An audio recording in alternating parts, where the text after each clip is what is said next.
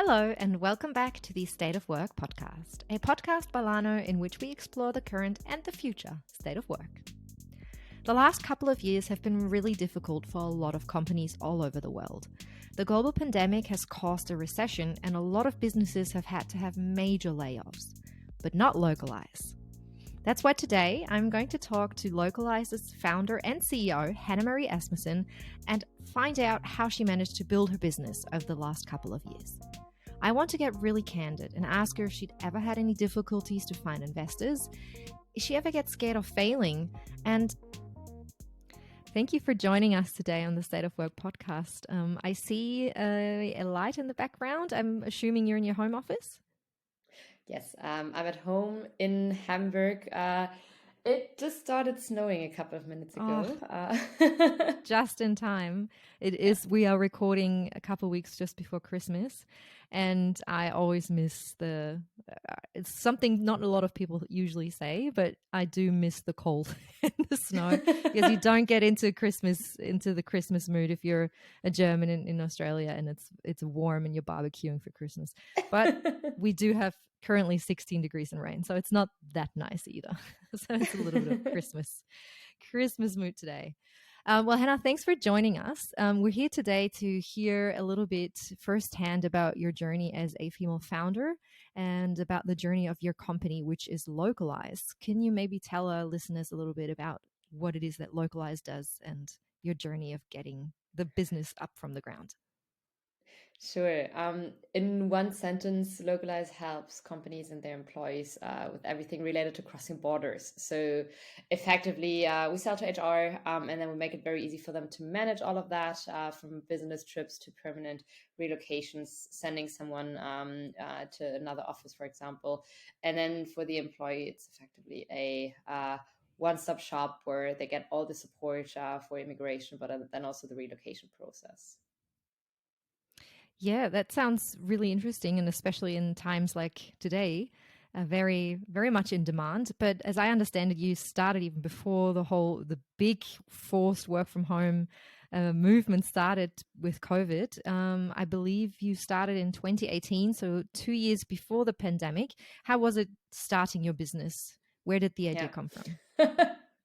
The idea actually started quite some time before that already. So when I was 15, I moved to Argentina, and since then I've pretty much moved around the globe. And what I always realized is, especially if you want to stay longer and work somewhere, that's where it becomes very complicated. And as early as I think 2011, I started toying around with the idea and actually thought about something in that space that makes it easier for individuals should be built. At some point, we realized that I think also monetization in B2C, if you don't know what marketing is, very hard. And so we decided we should make it a B2B solution. And then my co-founder, Lisa, she actually worked in HR and built up the internal relocation and global mobility team at a big gaming company. And so that's how we then combined both ideas. And that was about 2018. We only officially started in 2019, so launched early 2019. Then went to the US, did Y Combinator. And yeah, then things started to get interesting because with COVID and closed borders, that's pretty much the worst thing that can happen to our business. Yeah, see, I didn't even think of it that way. I thought, oh, everyone's working from home and everyone's kind of starting to look at work positions that are not just in their neighborhood or, in the city they live in, but across borders. But yeah, fair enough. How did you manage to work through that challenge? So I think there it was a time of about 6 months where borders were, I would say, very strictly closed. That was a challenging time, but then exactly as you say, afterwards people really started looking around where do I want to spend my time. If I categorize times, I think like then we had a bit of Wild West starting because people just went somewhere without, for example, looking at, I don't know, like, do I need to register there? Do I need to notify it? And so that was about a year where in Spain, for example, in the Canary Islands, there were tech people from, I think, Ireland, the UK was predominant, also from Germany. And so I think like there you could really see that a lot of mobility across borders is really driven by individuals. And I think that's a trend that benefited us before COVID already, but it was a much slower trend. And that got accelerated because if you look at what we do, it's like 20 years ago, the only people that were brought across borders by companies were very senior managers. And that really shifted Mm-hmm. towards also relocating more junior talent, international hires that are brought in. And so that was a slow trend over time. But then COVID started and suddenly everyone wanted to move across borders, which is super interesting. And that is also a trend that's still fueling us today. How has your services changed with COVID? Because obviously there's different demands. You've mentioned different levels of people and employees who are trying to move borders and different challenges as well that come with that. Is that something that started disrupting your services and you had to rethink what it is that you're offering? Not really. I remember that at the beginning of the pandemic, a lot of our investors said, "Oh, maybe you should think about a pivot." Luckily, we didn't. It's like what we do now is pretty much exactly what we did before. The only thing that's maybe different is the use cases that companies use it for. So you can think of it like if we sell into a customer, we usually cover all their global mobility needs. Really from relocation of like an international new hire, let's say from Brazil to Germany, but also then if you want to bring someone from your, let's say, Hamburg office to your London office, but also business trips, etc. And so we've seen more business trips now, for example, because of all the company offsites, some people still need a business visa for that. Um, and that has become very interesting. And then also now some companies actually start sponsoring the digital nomad visas, so that they support people to Mm-hmm. move somewhere on a digital nomad visa, which is super interesting. But like the core of what we do has stayed the same. Yeah. So, do you do the whole visa process as well, meaning you kind of liaise with lawyers or with people who can help employees to get the right visas that they need? We actually automate the immigration lawyers. So we have internal immigration experts, and then our software is pretty much automating their work. So we still have those experts because for some cases, you need to have a second look at things. You need to bring their knowledge into the software, but then effectively, we're automating the workflows behind it. So we are pretty much the immigration lawyer. Yeah. You've mentioned investors before, and I know that for a lot of founders, that's, a scary and also a really positive word because they can literally make or break you. And I wanted to chat to you about your experience with finding investors and if there's any tips that you might be able to share with our listeners as well, who may be looking for some outside perspectives on this as well. Yeah. Um, I would say at the beginning of my founder career, I was definitely not the natural fundraiser. So I think our first round was super tricky.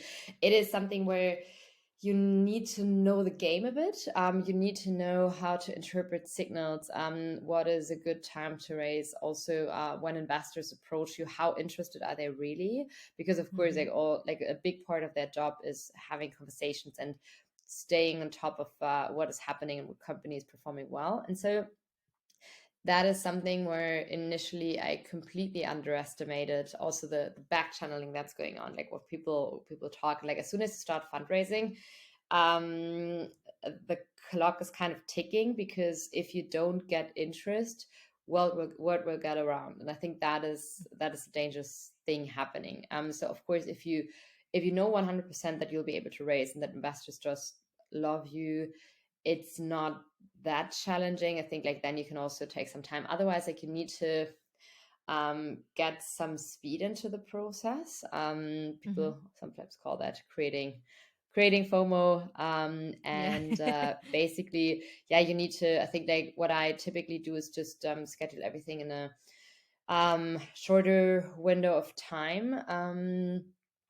And that was like for our last round, for example, I knew that we were in a really good position, because we also still had, I think, 80-90% of our Series A money in the bank. So we didn't need to raise, which is also always a very Mm-hmm. comfortable situation, because otherwise, if you are forced to raise, you don't have any leverage on terms as well. And so there, for me, going into the fundraise, I knew that our numbers were good. I knew that we'd be able to raise, but at the same time, the environment was challenging. So also there, I knew that I had to get some speed into the process. And I think that's just something where you have to optimize also for what you want to get out.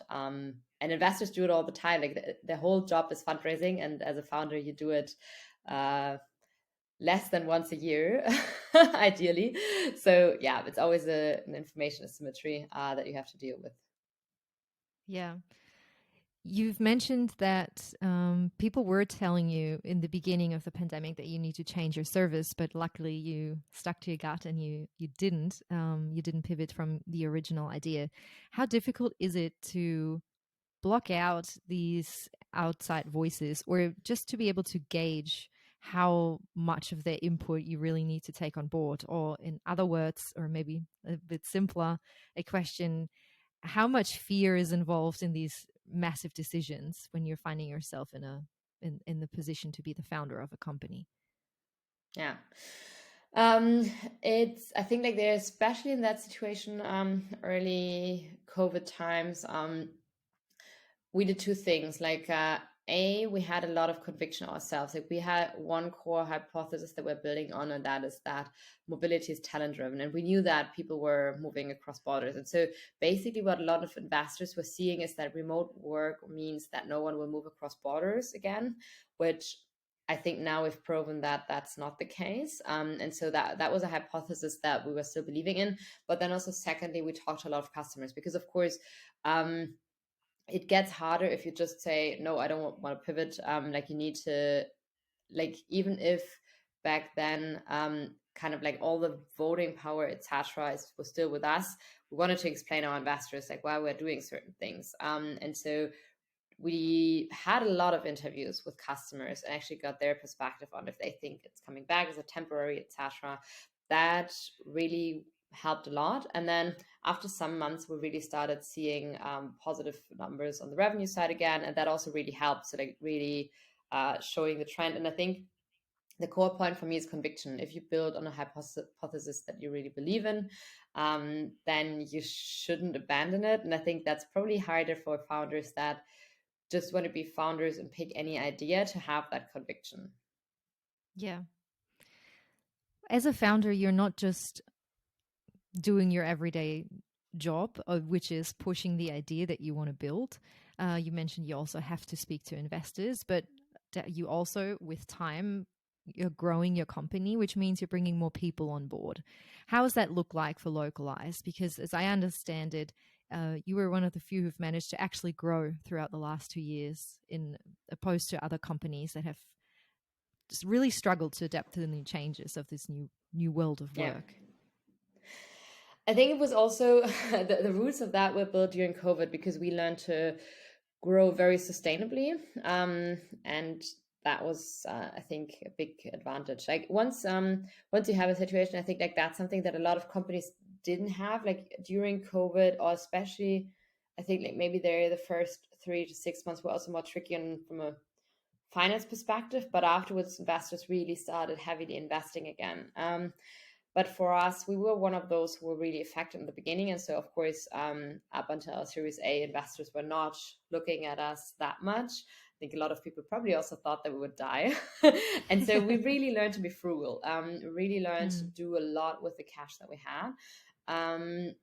That got us really far. And so I think that was a big step and a big advantage, now going into this time, because we never had that massive over hiring. We never had that, let's just spend the cash that we have and do crazy things. And I think there are a lot of funds, because profitability wasn't sexy. And so I think a lot of Mm. founders were also pushed by investors to spend more, to be more aggressive there.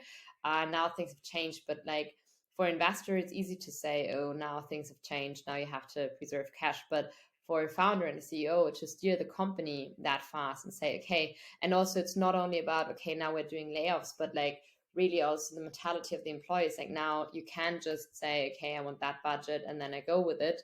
But Mm-hmm. everything is tighter. And so that's why I think it's super important to also have that learning experience now. Yeah. What does the team of Localyze look like? We are around 100 people now, spread across Europe and the US. And so our big US launch now planned for January. We started selling but already. And yeah, that's now our big goal up until the next round, to really make the US market work for us. Yeah, that sounds very exciting. Um, Something I'm very interested in to hear your opinion and your experience of is how was it being a team of female founders? You've mentioned your co-founder with you, so two females going into this literal shark tank. Um, is that, do you reckon it's a bit more challenging? Have you been positively surprised with maybe how non-challenging it was, or is there anything unique that you were confronted with just being a female in this space? Well, actually, even three female founders. So I've one technical co-founder and one on the Yeah, business sorry. side. No worries, all good. Um, well, it's always hard to compare because I don't have the experience how it will be as a male founder, but I do see that it is harder because people always, even if it's unconsciously, like put you in boxes, and like there's probably no box that we fit in because like there's not that many, like especially if you look at Germany, there's no female founded unicorn, and that's just something that makes it harder for investors as well to see patterns, I think.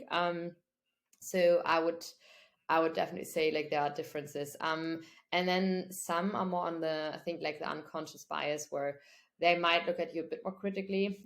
There are also others, like you get comments. I think very early on, we got one that said, okay, three female founders, you all get pregnant at the same time and then you can just shut the company. And I think like there, Germany is also interesting to have like changed a lot right now. Like right now, there's also a lot of female investors, and yeah, a lot happening. So a lot of positive change. We got a lot of Irish and British investors on board now, the US investors, and so there I see it less. So I really think their times are changing. There's a lot of female investors coming in. So I think things can get better. We also have female investors on our cap table, which I think is really cool. But yeah, slow change is always slow. Yeah, you have to chip away at it. Just, Yeah. yeah, head down and work through it. Um, is that something that you would advise people who want to found a business in general, or is there any further tips you want to give them to anyone listening about On the what it is you fundraising should side or in think of general? in general? Yeah, oh, a lot. I think like there it's the what I didn't expect, and was funny because I was at BCG before, and I remember when I said that I want to found a company, they also said, okay, like now you basically chose the only job that's even harder and like longer Yeah. working time working hours. And first I thought, oh no, that's not true. And I think like the first year it probably wasn't because we just had a lot of flexibility, but now it definitely is. And I think like we also probably haven't picked the best time because it's just now like so many crises. But I think it's a great learning curve. So I think people just have to get ready for that. It's not shiny. I think sometimes, especially in social media, like you see a lot of shiny founder stories, and like it's not that glamorous. Like definitely not. Um, but it's a lot of fun, and like you get to work with the people that you hire. Like you can choose how you build the company. There's a lot of rewards as well, and I think like the learning, like basically you can pack a career of 10 years into 3. So I Yeah. really like it, but it's a personal decision because I think founding is like the one thing that is hard to do, kind of like half-hearted.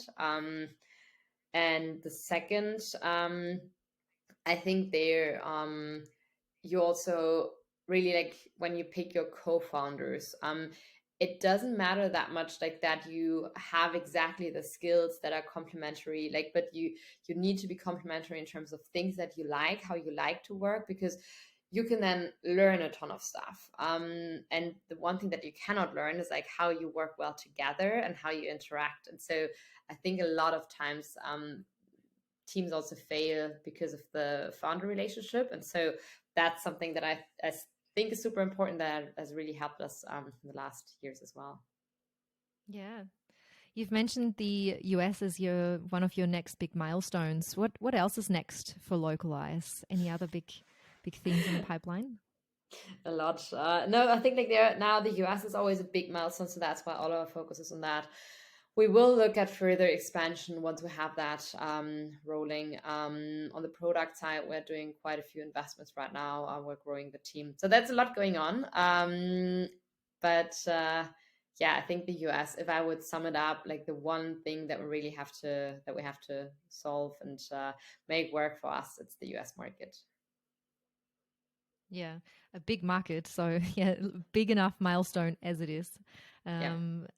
Being that you are right at the kind of at the forefront of the developments of work, speaking to your customers and just generally being a part of the industry, what are some trends that you see happening? Is there something you kind of have on your radar to look into for the future years of something that might become more important?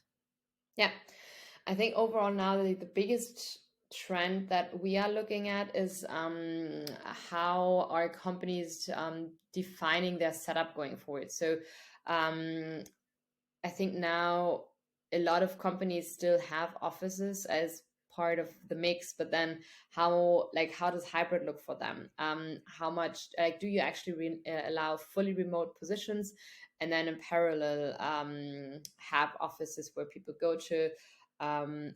I think that is something where I still see there's discussions going on. Like a lot of companies have not yet settled on something final, because now you have some that say, okay, you have to go back to the office, but then others to say, okay, we kind of like can't do that, but we want it. So we have a couple of days where we just also make it more beneficial. But I think like all of that, very, very interesting, but still something where companies have a lot of question marks around. So because this is also something that also affects what we do, of course.